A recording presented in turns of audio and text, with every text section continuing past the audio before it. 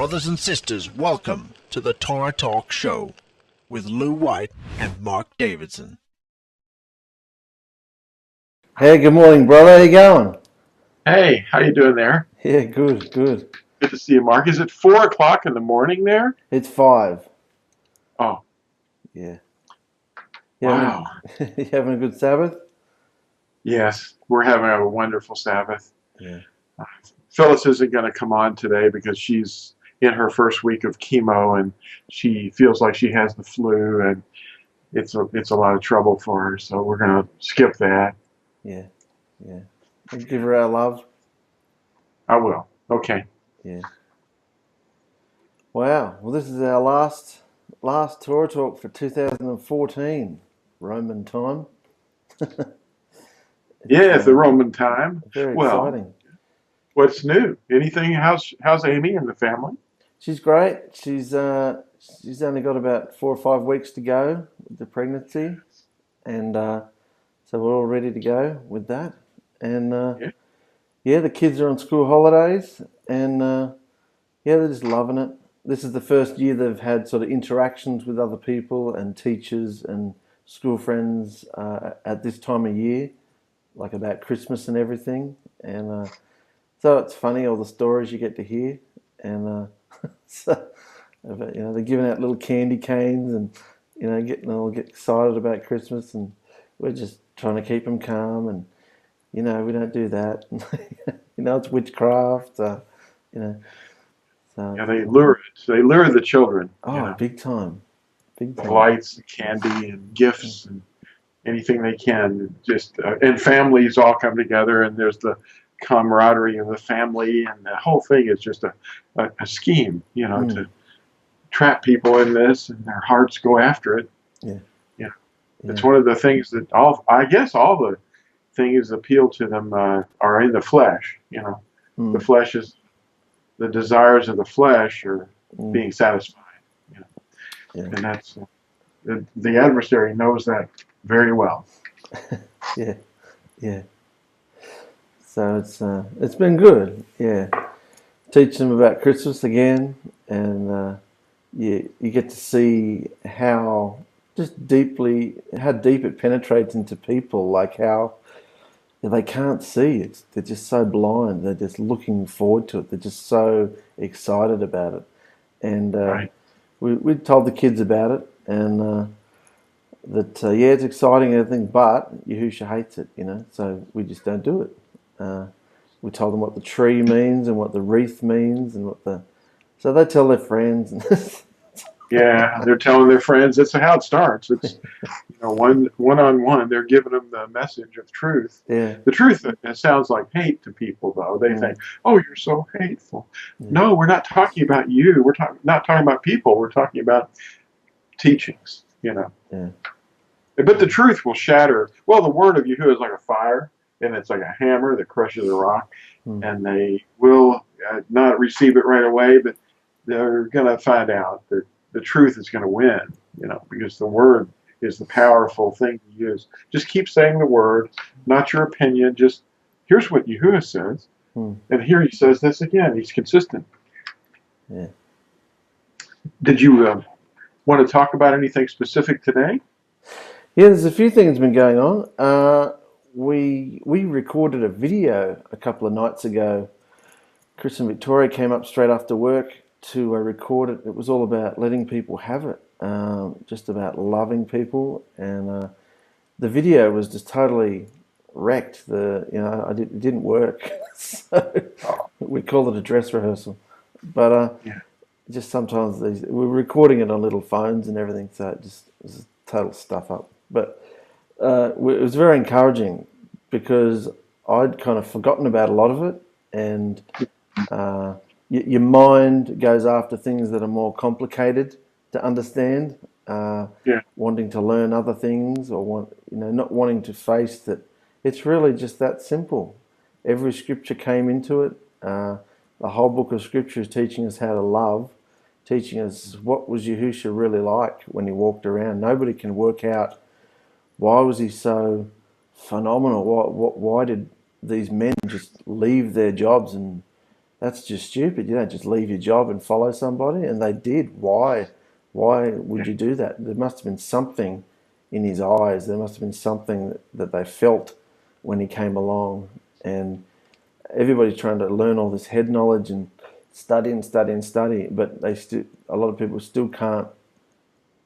They can't discover how he behaved, how he was. They look at all the rules. That's what Amy was saying. There's so many rules in Messianic land or Nazarene land. There's so many rules because people want to do the opposite to what Christianity is, which is lawless.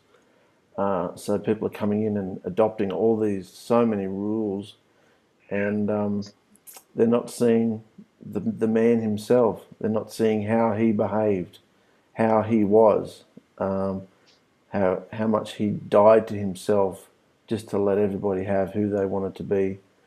He spoke the truth, but he also was just not argumentative, not combative. He wasn't fighting people. He was just loving them. And so between a husband and wife, we did a lot of discussing about that. Between a husband and wife, what process we've been through for the last decade or so since we'd learnt this, and the practice we'd had, just to get the message out there, I think, because I think Nazarene need to be released in this area. There's a lot of fighting, husband and wives sort of not knowing how to get further in the relationship. And of course, the way to do it is to die. The way to do it is to die to yourself. Self has to die. So we were discussing that a lot. So it was very exciting. And we'll probably record it again. It reminds me of, the phrase, it's an idiom, but it's, it has to do with humility. And the idiom is, in the Hebrew, it comes across as the people who are humble in spirit. They're crushed. And when you're crushed in spirit, you're not thinking of yourself as being important, but the other person is lifted up above you, and you become a servant. And that's what Yahuwah did. He actually, it's a Yashayahu or Isaiah chapter 52, it explains that Yahuwah himself came off of the throne of the universe and humbled himself in the form of flesh. And Colossians talks about it, and Philippians. But Colossians really nails it. But Yashayahu talks about how he talks about my servant, in Yashayahu 52. But he's talking about himself. And that becoming a servant is the key to the whole thing.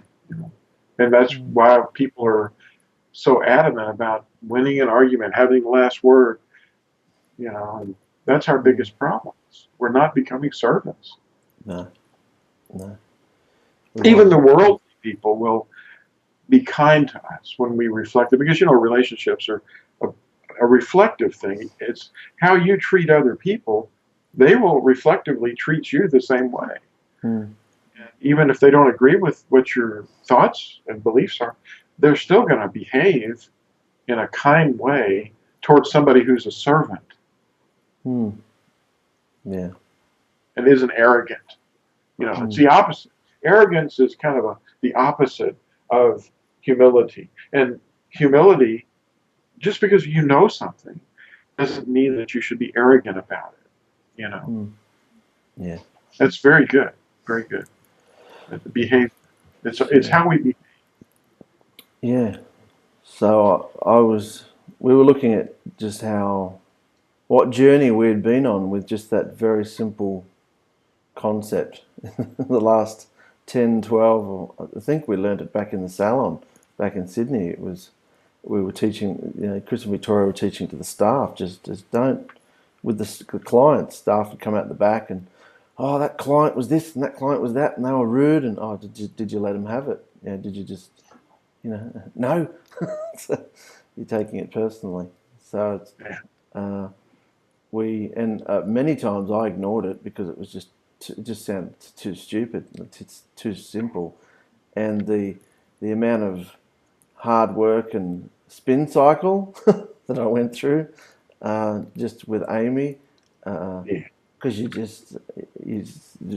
log heads, you're bumping heads all the time, because a lot of times marriage is just who's going to be on top, who's going to be, the dominant one, and the one who steps out first and gives in, um, of course you can't tell the other person you're doing it, but you just got to give in and love. And at first it's just such a violent reaction, because this goes against all human nature to give in. Particularly as a man, you're just like, I should be respected. I should be. I'm the head of my home. My words should be counted. But women and men aren't brought up like that these days. So if you want respect, or you want Yahusha to reign in your home, someone's got to die first. Someone's got to be the doormat. Not if really bad, stupid things are going to happen. You speak out, of course, but just as far as dominance goes, you just give it up. You go there, and it's really painful. Because at first the other person just goes for it. Oh yeah, they've given in finally. I don't feel any pressure from them, and let's have a party, and I can poke them and test them, and they won't respond. But eventually, and that's what we talked about next. The next stage of it is the flogging comes. If two people are arguing all the time and one person steps out, then there's nothing left for the other person to do but feel pain for their behaviour. And then you start to see Yahusha move in the other person if you give in. So it was just fascinating to revisit the topic again and realise that after the year we've had, just all the experiences we've had, we can see that the principle just still stands. This is how Yahusha lived. He gave up his life for everybody, and we think we're something special. We don't have to follow that example. It's ridiculous, So, a lot of Natsurim are just living on a scholastic level, on a just, it's all head knowledge, and on Facebook and on everything, it's so unkind. But Yahusha's spirit, like you said, is humble. So, I love it. Yeah. Yeah, the message is very clear that our antagonism about differences and things, that was one of the first things I noticed when I was a Christian. I was studying Christianity, and I was actually unaware that there are multiple levels of Christianity all over the earth, and that each denomination is its own simple brand isolated to itself. And when you talk to someone, you're usually digging for your differences. What's different? What's different? What's different? And then they go parading around with almost like signs saying, these people are wrong, they're damned, they're going to hell because they don't believe in this detail. Well, I got over that, quickly, because I got tired of it, trying to find for the little differences. And really in the Nazarene, there's differences, a lot of them. But we love one another above all. That's our hallmark. And the differences are caused by the doctrines and the misunderstandings. A lot from the Hebrew idioms that we, can talk about later. But, the people express themselves in language that is turned into doctrines, and the doctrines are misunderstandings, But it's all a matter of, we have a little knowledge and we think that we are superior, and that's not the goal. Superiority and knowledge, it's about love. That's the ultimate goal of all the information that Yahuwah shared with us in his word. So, but his word is very, very powerful. That's why we should always use it, because when we use our own words, we really don't have anything but an opinion. Oh, speaking of his words, there's a list of 10 words that we call the commandments that express love. They teach us love, how to love Yahuwah and how to love your neighbor. And there's this name in here that comes out of it. And we just had these made. They have little sparkles. Lovely. And oh, they're wonderful. They're 4 inches wide. They're waterproof.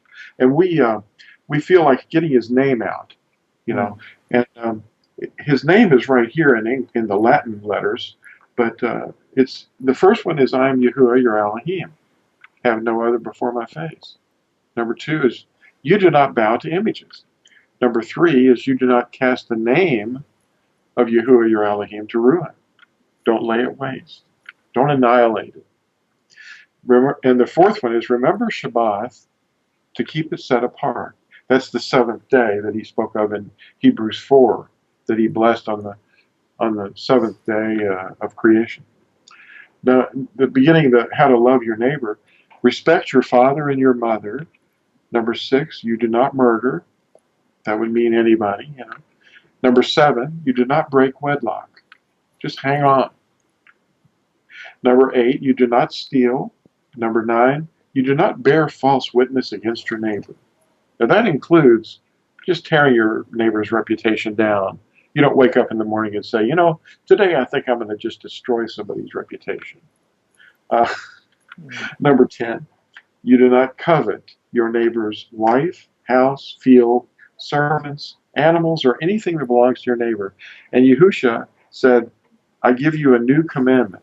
But what he was really saying, a renewed commandment. Love one another as I have loved you. This is the creator of the universe who humbled himself and became in the form of a man. And oh, it's just wondrous. Yeah. Yeah. So, what have you found happen in your life since you got this message about letting people have it? What have you found happen in your life with your family and your relatives, just everybody? Like, it hit me like a ton of bricks when we first understood it. I heard it did the same thing for you. What have you experienced in your life since this has come into your life, this message? Well, you know what, I learned this very early as he was changing me into one of his Nazarene rather than a Christian. And that is, when I was a Christian, I would always try to figure out what the best thing to do is based upon my own conscience. And when I realized that my big mistake was I wasn't including him in my discerning, whenever I would have to say, well, what should I do? This is very important. What should I do? I'd talk to other people. I'd talk to parents. I'd talk to friends and family. And they would give me the wrong advice. And then I said, wait a minute. I know the one that knows the right answer. And that's the key changing point. And I remember being in touch with him in prayer. And that's the key. Staying in constant connection in communication with him and being a living vessel through which he uses you to communicate to the world.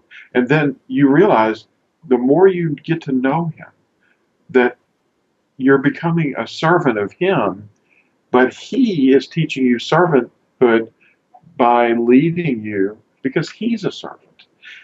And it's like you're connecting with his mind, knowing, because, you know, in management, you lead by example. He can't lead us into servanthood if he's not a servant. So it's like we're all servants.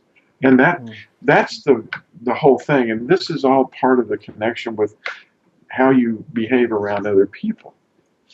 And when I felt the rage building in me, like I usually do, or we people usually do, when they're in disagreement with somebody on anything, you know, or they're not getting their way, or they're seeing something being done or expressed that's not the best thing. Well, letting the other person have their way is a hard thing to do when you know there's, in your mind, there's something better. Well, you just simply say, I am listening to you, and being a good listener. And then the other person knows it. They go, well, thank you. That's very noble of you. And that way you get along with your spouse and your friends, and you're going to have disagreements. And going through marriage for almost 42 years with my wife, the first probably the first 30 years were all very foundational. I've learned so much in the last 10, though, that I've come to know what's wrong with younger marriages. They're not like giving it to the other person and letting the other person have their opinion. And you just simply say, this is a cooperative thing, and you have to be noble and understanding and compassionate and considerate of the other person, even to the point of putting them above you. Even though you only have a small bit of information, and what you have was given to you. It isn't like you're better than them. It's just that you can share it with them and say, this is an opinion, another opinion that one might have. You don't have to say it's yours. You can just simply share your opinion by saying, well, another way of looking at it is this, if they'll listen. But they won't listen if you won't listen to them. That's the thing about relationships of any kind. It's a reflective thing. You treat the other person in a certain way, and they will reflectively treat you the same way. Yeah. I learned that, but I learned it from knowing Yahusha. He's the answer. It's like, who are we leaving out of this when we're trying to go through something? Oh, I know someone that knows the answer. Let's do it his way, even if it seems to go backwards. I mean, look at the things that happened in Scripture. All the people like Yusuf that went to Mizraim and was captive, and his life looked like it was really going backwards, but he wound up being the second in charge of the whole country. Yeah, just go through the waters, go through the fire, Yeah. Well, husband and wife need to know that if you're going to step out and try to love your spouse, you're going to get abused. You're going to get... you have to become a doormat. You have to suffer. The person who starts this process has to suffer because the other person can't see, and they'll think you're doing something to them because you're not being your normal argumentative self. So they're going to test you and poke you and prod you and try and make you even more angrier because they know something's up. Why aren't you responding like you normally respond? And so I think it's important to understand that. But if you hang in there and wait and keep loving, keep letting them have everything they're having, Yahusha steps in. He starts. That's when the flogging, Hebrews 12. Yeah. When you said it earlier, when you die to yourself, then you can allow Yahusha to take the controls of your life. Your camera's frozen, mate. Oh, is it? Yeah, you're frozen. Okay. How about this? I haven't had this one before. Is that better? No, it's just totally... I'll ring you back. Okay. That's better. Excellent. It was getting tired. Getting tired. Yeah. I watched that new Exodus movie last night. I found a sneaky version online, and it wasn't very good quality, the version I found, but it was worth a watch. I wouldn't pay money to go and see it, though. It was just Hollywood. They did call him Moshe, though. That was interesting. But they just took the whole miraculous out of the whole thing. They explained away the plagues. The handful of crocodiles came along and started chomping on people in the River Nile, so the river went red, and then all the fish died, and so then the frogs appeared, then the lice appeared, then the boils appeared, then all this thing happened, and but I once again, like with the Noah movie, which was made by atheists as well, they just took Yahusha out of the whole movie. Moshe is so confused the whole movie, doesn't know what he's listening to, doesn't know who he's talking to, and so he just looks like an idiot. And everyone's like, well, who told you that? God. Which one? I don't know. They've just taken the whole miraculous out of the movie. A few good special effects, but the burning bush, there's the burning bush, and then this little child. The child Yahusha appears as like a little bratty child to him most of the movie, sarcastic and having digs at him and sort of like, you're failing here and why aren't you getting them out? And it's, it wasn't, they wrecked the story. Yeah. It wasn't like the Chuck Heston one. I mean, they embellished that too, but at least it was, but they were even reading scripture at times in that one.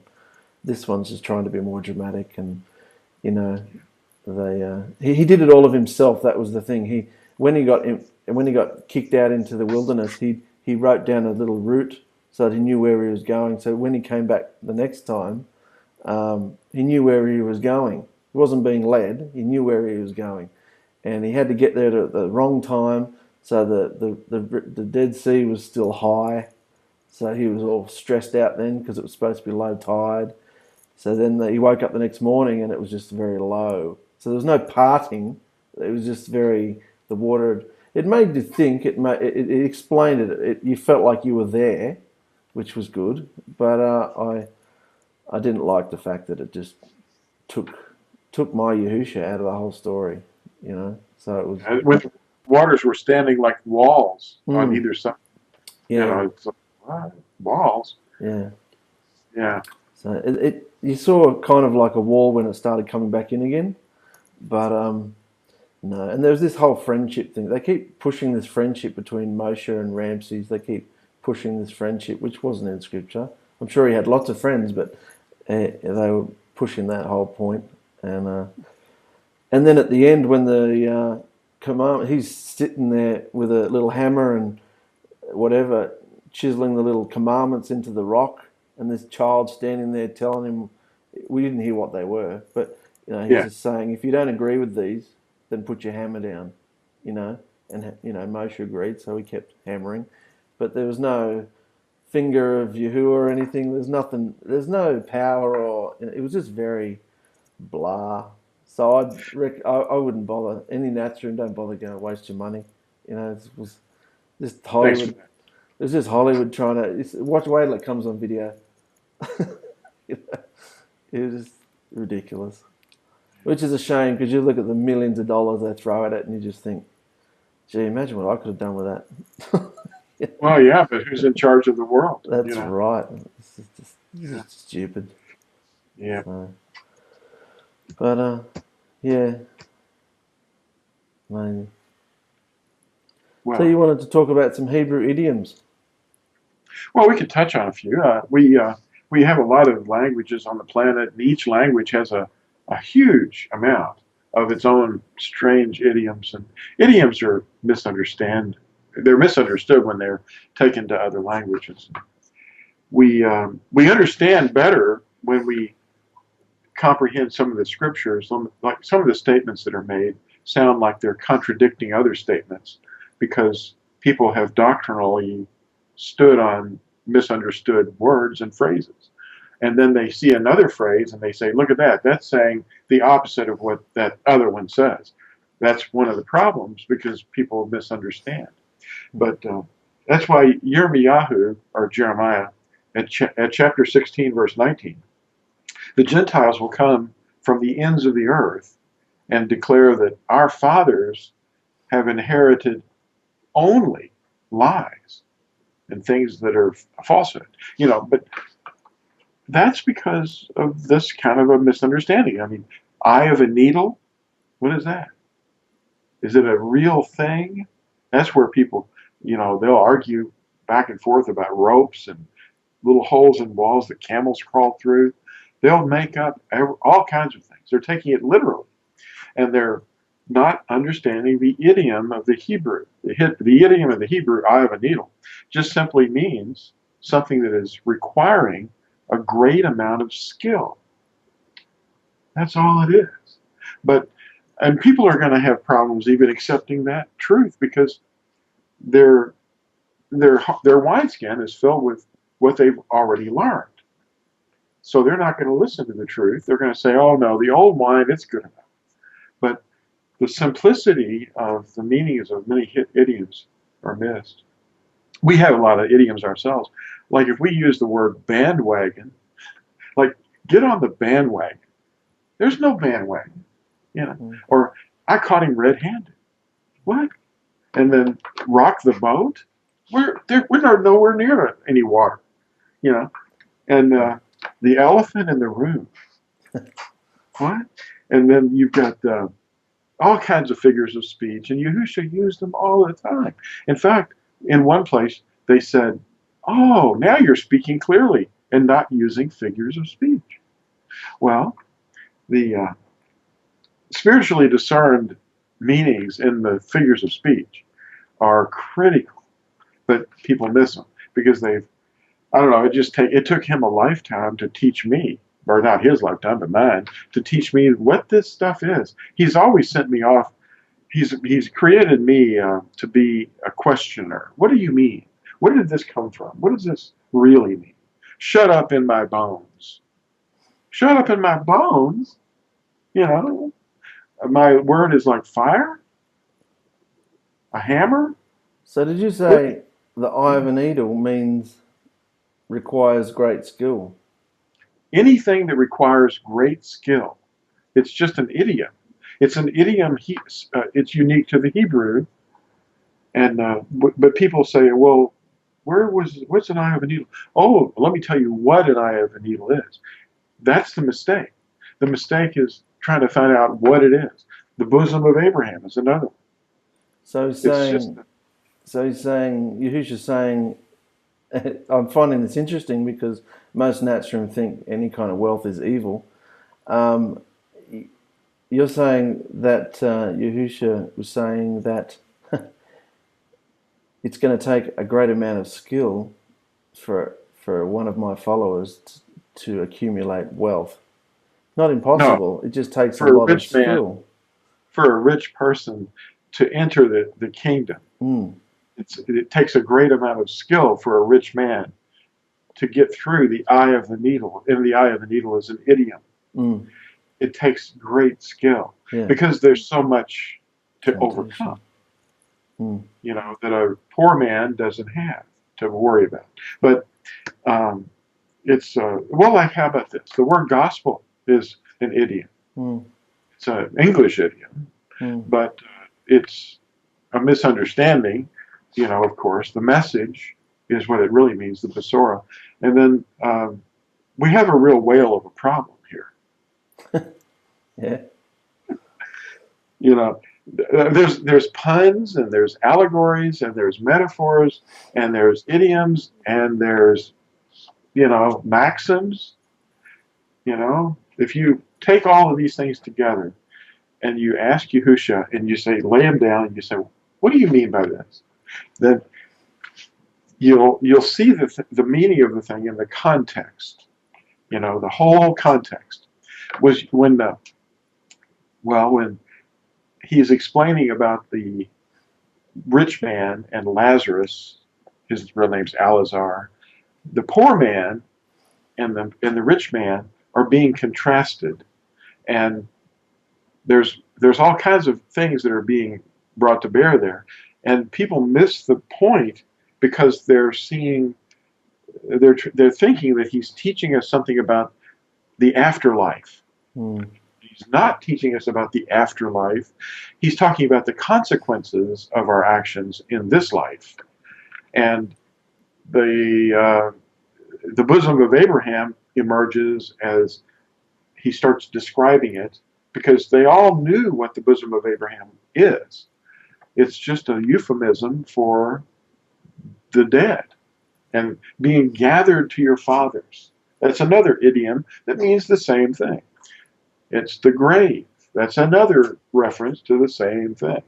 And then there's all these refinements that people see in the thing as he's talking about the gap and the chasm between, or the chasm between Abraham and the distance and this conversation they're having and all that. And the whole meaning is distorted, and doctrines are built, and you know, things like purgatory can pop up too. That people seem to see purgatory where the rich man was in this fire. You know, he was in a flame. Well, purgatory is associated with a flame too. But of course, purgatory originally came from Hinduism, coming from the Gnostic teachings of the East about prayers and offerings for the dead. And so purgatory was a place that were taught that people went, and they had to have their relatives and friends pay to help them get through that, to the priests, the monks and things, but there's a lot of different things I could bring this up if we have a few moments. Anyway, an idiom is an expression of a concept, feeling, idea, circumstance, or anything that's used in a figurative sense. And an idiomatic expression should never be interpreted literally. It's very closely related to a maxim and a parable. But what is a maxim? A maxim is a brief expression of a general truth or a rule of conduct. An example might be the pen is mightier than the sword.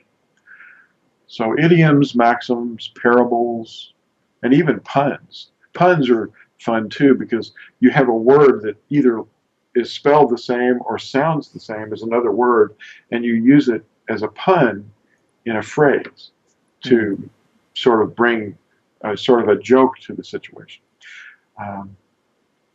Anyway, a parable, though, is a short allegorical story, and an allegory is something that is a way of showing one thing as compared to another that's different. And it's intended to have symbols in it so that they can teach some truth or a religious principle or a moral lesson. Yahusha used parables and figures of speech many, many times.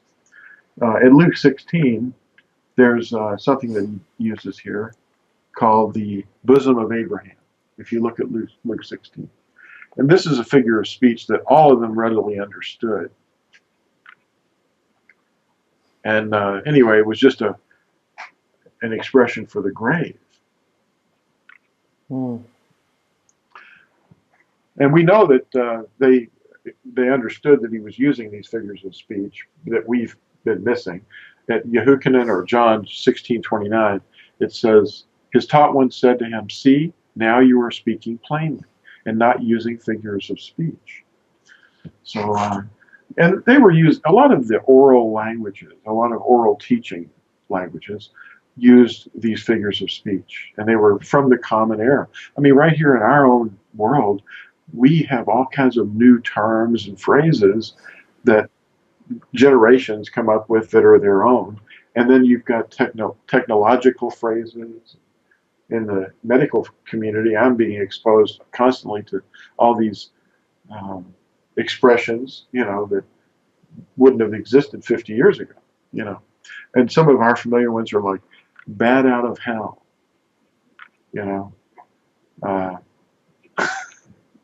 It just simply means to leave in extreme haste.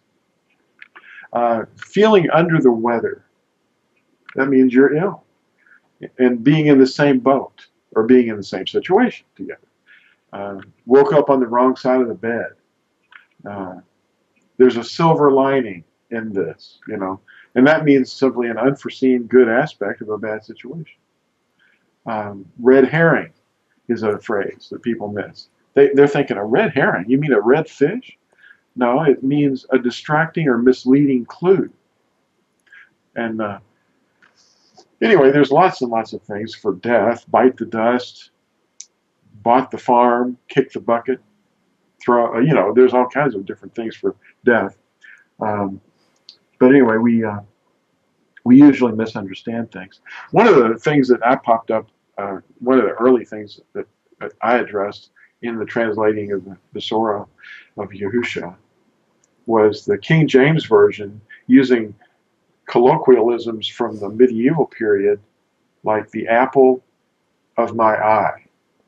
And I looked back at the various places where they used that, and I thought, wait a minute, that Hebrew word doesn't mean apple. And it isn't an expression that Hebrew used. It was strictly a English phrase, and it was actually became more of an idiom after the fact. But it really focuses on something that is an object of incomparable desire. And I don't think an apple would ever be an object of incomparable desire, unless the person that translated it was just really hungry. But, those are mistakes that we can make. And it's not really serious, but you get the general idea. But when you're talking about first fruits, first fruits is an idiom. It can be literal if you're actually gathering the first fruits of a crop. But the idea of people being first fruits is an idiom. It literally means firstborn. And then you've got the heart, which is your thinking. And uncircumcised hearts would be a heart that is lacking commitment to Yahuwah. No one's going to carve anybody's heart with a razor or a knife. It's just a lack of commitment. And if you sleep with the fathers, it means you died. You're not really sleeping. Your body just stopped operating, And to receive another heart, that might mean something today because people are getting heart transplants. But to receive another heart in Hebrew means to change your mind. Stumbling block is a deterrent or an obstacle. It's not literally something you're stumbling over. It's figurative. If your throat is an open grave, it means that you speak deceitfully. That's what it means. And if you have an enlarged space, if he enlarges your space, it means he sets you free. A stiff neck is pretty easily understood. It doesn't mean a literal stiff neck. It means that you're obstinate and disagreeable. Now, here's a really obvious one that people can miss easily. If you take these things literally, you're going to invent concepts, especially when you're looking for them. Kiss the Son. Kiss the S-O-N. To kiss the Son in Hebrew means to show loyalty or render homage. And that's, if you take it literally, you're going to be seeing some really weird things. Yeah. A bronze forehead. It means you're brutish and unhearing. And to open the womb, of course, that's obvious. That means to give birth. Now, kidneys, that's used in Scripture too. The literal word for kidney, and it means to have guts and inner courage, resolute objectives. And if you're flowing with milk and honey, if something is flowing with milk and honey, it doesn't mean that literally. It means that the area is fruitful and fertile. How about the evil eye? If someone has an evil eye, if you're passing by one of these Santa Claus guys and they've got their little bucket out there and they want you to give them a few coins, well, the person with an evil eye is someone who is stingy or miserly. And here's another one. Right hand. The right hand doesn't literally mean the right hand or on the right. It means the might or strength. Higher calling, we know what that means.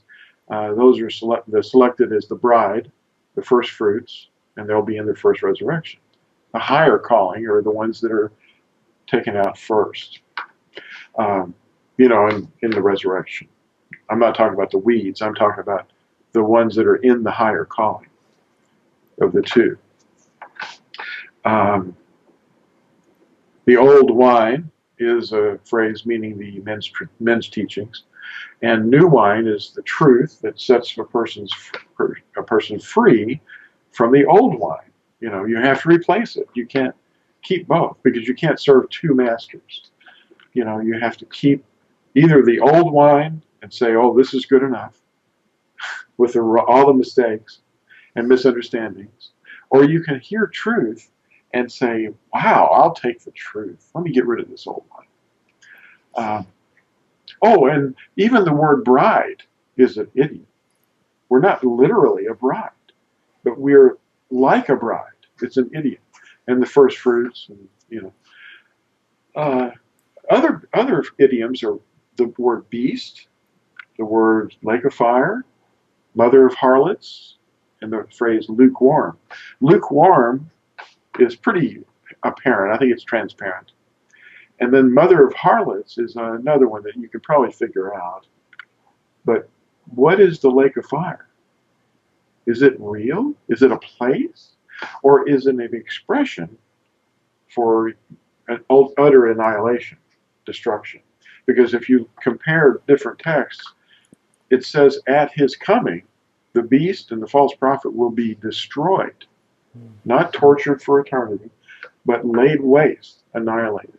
And that's the lake of fire. It's another phrase. But people want to hold on to the idea that, oh no, we're going to die and we're going to go to a place called the lake of fire. It's a Hebrew idiom, and it's been taken literally. A dry tree, you want to take that literally? A green tree? A green tree is basically a person who's fruitful and righteous and obedient and loving. A dry tree is a rebellious, unfruitful, hateful person. Anyway, these are expressions that are really good, and if we can get a handle on them, I've got an article that I'm writing. I've actually got it almost finished. Where is it? Oh, this might be it. Nope, that's not it. Anyway, I had one here. It's just a little brochure, a little thing, and it explains all these things. And we're going to put it online here in the next week or so. You who are willing. We don't really know. I mean, it's not something horrible could happen, but well, that's great, mate. Yeah. yeah. It's great to understand the secret language. Yeah. I mean, you know, there's people that'll say 2 Corinthians 5:8. You don't know what you're talking about, Lew. It says, we are of good courage and we are well pleased rather to be absent from the body and to be present with the master.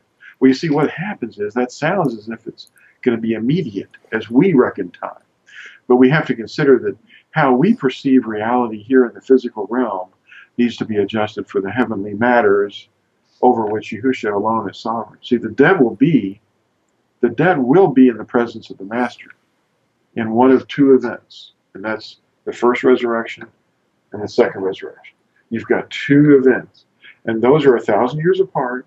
You're not going to be instantly dying and then going somewhere but from your perspective, it will be immediate. But it won't be from the physical perspective, you know. Because it says, what is it, Acts 2:34? I think it says that no one has gone up into the heavens except he who came down from the heavens, the Son of Adam. So when you read that, you know that no one is in heaven yet. Well, it's got to be here on earth. You know. And no one has even entered the lake of fire. So there's no one burning in hell or anything like that. Because the first to go into the lake of fire to suffer annihilation will be the beast and the false prophet. Now, the beast and the false prophet are really amazing idioms. Man, well, when I started to study the meaning of what the beast is, and what the lake of fire is, and the false prophet, and I was shocked. I couldn't believe it. It was so apparent what these things really are. The beast is an idiom for the reign of Babel. It's actually a bureaucracy in full control of the earth. And it's a highly organized authoritarian structure of teaching authorities and governments.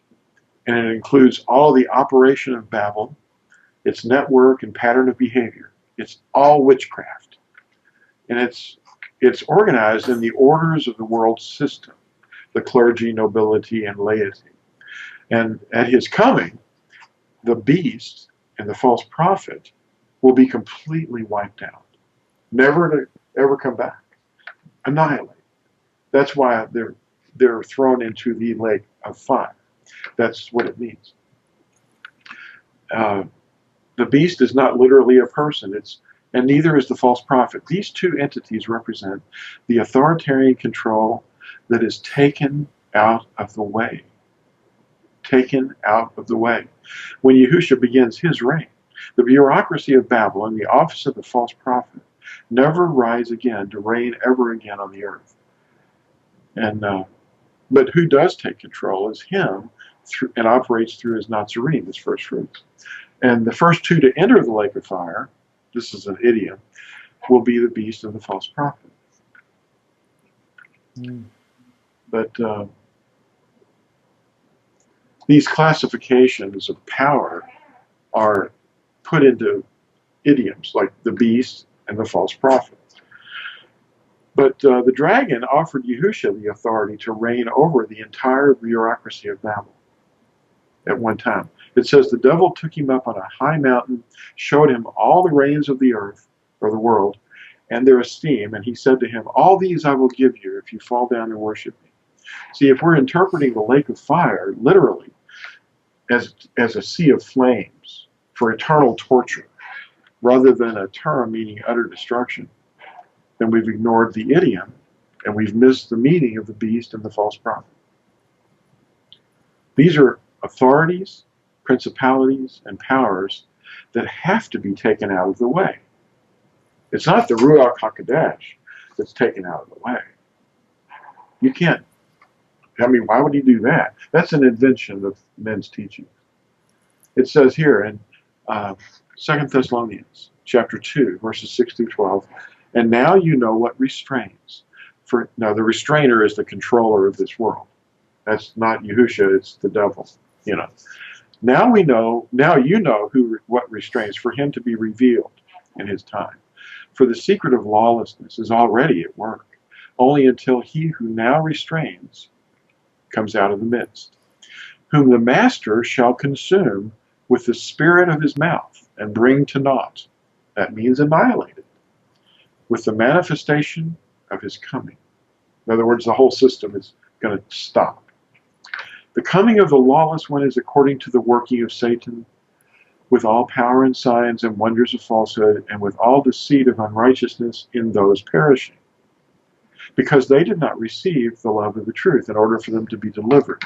And for this reason, Elohim sends them a working of delusion for them to believe the falsehood, in order that all should be judged who did not believe the truth, but have delighted in the unrighteousness. There it is. But people misunderstand that. They think that the Ruach HaKodesh is going to be taken out of the world, and that's to fit their rapture ideas. You know, the weeds have to be taken out from the midst of the righteous. There's other phrases like outer darkness. That's an idiom. You know. Anyway, it's they'll face the judgment at the great white throne judgment, when the beast and the false prophet are not the devil, the dragon. The dragon goes in at the second resurrection, at the great white throne judgment, and it's pretty apparent. They'll face the judgment at the great white throne and will either enter life only if their names appear in the scroll of life. There will be people's names written in the scroll of life, and they're at the great harvest of the earth, when the first harvest is, of course, the Nazarene, the first fruits, and they're going to the wedding supper. But 1,000 years later, the wedding supper's over. And that's an idiom too, the wedding supper.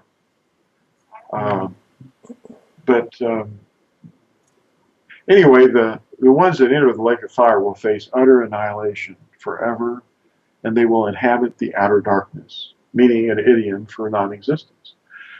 Those who face this loss will weep and chatter their teeth as they grope with the horrifying prospect ahead of them. Many believe that they'll be tormented for all eternity. But actually, they'll suffer the loss of the knowledge of losing eternity will be the real suffering. They'll face the second death. Death is not eternal life. The death is annihilation. There's one place that Yahusha uses the word grave, and he says this at Luke 16. And it came to be that the beggar died and was carried by the messengers to the bosom of Abraham. And the rich man also died and was buried, and while suffering tortures in the grave, having lifted up his eyes, he saw Abraham far away, and Lazarus in his bosom. See, they're all in the grave. They don't really know anything. He's using this to illustrate the teaching of the consequences of our actions in this life. The Pharisees believed in the resurrection from the dead, and that belief is based on references that are in the Tanakh, the Old Testament as the Christians call it. When a person died, it was said that they were gathered or slept. And those are idiomatic descriptions of death too. But anyway, there's a description of heat too. This is a expression that is not really heat. It's a idiom for coals. It's in coals of fire and heaping coals of fire on people's head. It means that you're shaming them, and they're so embarrassed that their face warms and their head blushes. And these are idioms in the Hebrew that express our complete embarrassment.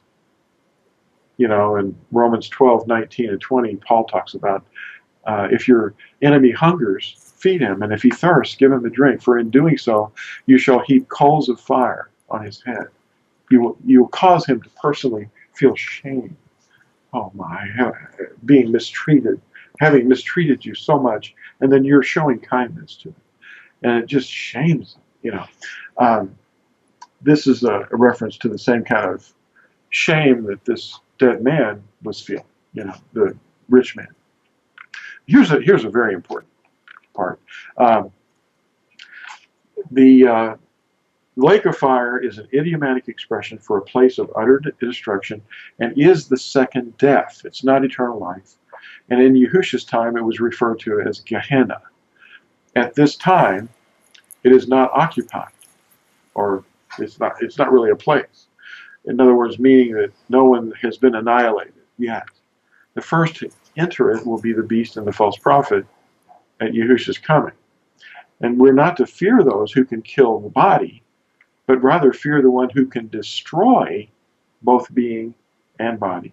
Now, this is very interesting because this proves it. It says in Matthew 10:28, and do not fear those who kill the body, but are unable to kill the being, but rather fear him who is able to destroy both being and body in Gehenna.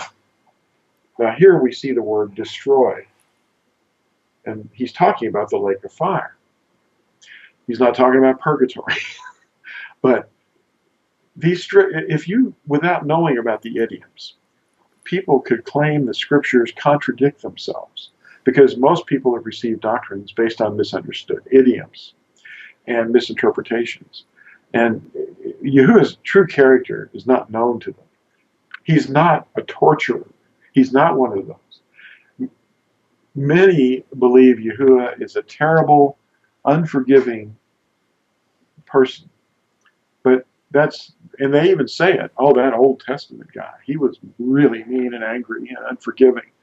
When they learn that he is the same yesterday, today, and forever, and how they comprehend how great his love truly is, kings will shut their mouths. If you read Yeshayahu 52, it tells you who it is that came and walked among us. And it even says, kings will know and understand, and they will shut their mouths. And it talks about him becoming a servant, like you talked about earlier. Becoming a servant is critical. If you don't become a servant, then you're like that rich man in Lazarus or Elazar. You know, you're just missing the whole point. You know, one of the things that is in becoming the likeness of a man, and having been found in fashion as a man, he humbled himself and became obedient to death even of a stake. And that helps explain why the name Yahusha means Yahuwah is our deliverer. I am your deliverer. And believe me, that's not an idiom. Isn't that music to your ears? Oh, amazing. That's an idiom. Amazing, man. Yeah. Well, that's been great. Yeah, very, very important. Yeah, becoming a servant. It's what you started talking about. Yeah, I would just like to say to all the brothers and sisters in your marriage, just try it for one day. Just don't have any opinions. Don't be outspoken. let your partner, your spouse, husband, wife, have it. Just let them have who they think they are. Let them have their way in a day, and see what happens, and see how much abuse you get to start with. But then, if you'll see that it works, and then you do it another day, and another day, and another. And if something happens and you lose your cool, or there's an argument, or you blow it, then you just the truth sets you free. You say, I'm sorry, and you start again. Yeah. And I think it's going to be the answer to every marriage. It's the answer to make it work. Because everywhere, how do I change my wife? How do I change my husband? I just can't change them, particularly if they're unbelievers. But even if they are believers, we just can't get along. This is the answer. One person has to do what Yahusha did for us. That's why he says, husbands, love your wives like I love the assembly. Gave up my life for the assembly. You've got to give up your life for your wife. Everything you think you are online, your reputation, what you think's important, you put aside for your wife and your family, or vice versa if the wife's going to do it. But it's the answer. Everything we're learning, everything Yahusha's giving you, which is feeding us, has to be absorbed, has to be digested into a behaviour.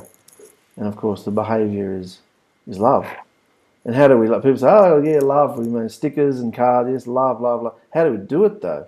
How do we step out? What do I do when I get up in the morning and I've got this thing next to me behaving at me a certain way and saying things to me and no respect for me, and she this and she that and she this and that, or he this and he that, if you're the wife. How do I change this oaf? And this is how you do it.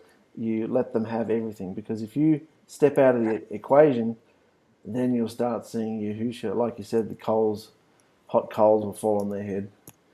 Do loving things to someone and often our husbands and wives are the ones that hate us the most in a day, showing the most hatred to us. So if you love somebody who's hating you, you'll see Yahusha start flogging the hell out of somebody, and you can rejoice, because you know that obviously if you're starting this process, then Yahusha's given you a spark of something's not right here. So you are actually the one leading by humbling yourself. Just step out, just let them have it. It's not worth it getting into the drama. It will change the whole trajectory, not only of your mortal life, but it'll change the trajectory of your eternal life as well. Yeah. Yeah. And that's why we're talking about it. Mm. Yeah. You don't have to be the way you are now. You can change with His power and help. Mm. Yeah. Well, it's been wonderful seeing you again, brother. Same here. And please pray for Phyllis. Yeah, she's something I've never seen in my whole life. I'm going through every moment with her. So she needs prayer. Mm. Yeah. What color is the wig? It's a beautiful shade of hair, very much like her own, but her hair is a lot shinier. I think maybe one day, you'll see it, and you can give us your impression. Is it long, or is it a bob, or is it short? Well, it's rather short. It's a short wig. It isn't. She would like to wear scarves too and have some hair falling out the back, Yeah. But she likes scarves, when she's feeling better, she can come on and show us off her wig. Yeah, we'll see. We'll see how it is. She has to go through this for probably 4 to 5 months, maybe 6 months. Oh, wow. That's a long stint, isn't it? Yeah. And then radiation starts. We're doing everything. We're not neglecting any of the advice that people have sent to us. In fact, we've been investigating for, most of 20 years now, because she had breast cancer 20 years ago as well, and she survived that. But then the other breasts had it, and that was a completely independent situation. But this world is really filled with a lot of toxic, unbelievable things and toxins, and even though we eat right, we sometimes, we have children sometimes that are autistic, and we don't know why. It's becoming epidemic. A lot of things like that. Testicular cancer. I could just as easily be suffering from that, and Phyllis be completely healthy. We know Chris Koster died of cancer around 1993. You know, the one that translated the scriptures for Institute for Scripture Research. Actually, yeah. Go ahead. No, I was just going to say, I can't imagine what you must be going through, mate. It's yeah, we're thinking of you. I'm afraid. But we're going through something. Learning. Wish we could be there, mate. Give you a hug. Yeah. Well, I feel your love. That's lovely. I mate. feel everyone else's prayers. Yeah. So just keep us in prayer. Yeah, we'll do. Well, thank you everybody for watching the show once again for another year. It's just the way I divide up the shows. It's easier. Yeah. End of the year. Yeah, we'll be back next year with more juicy topics. Okay. You are willing. Who are willing. All right. Well, I love you.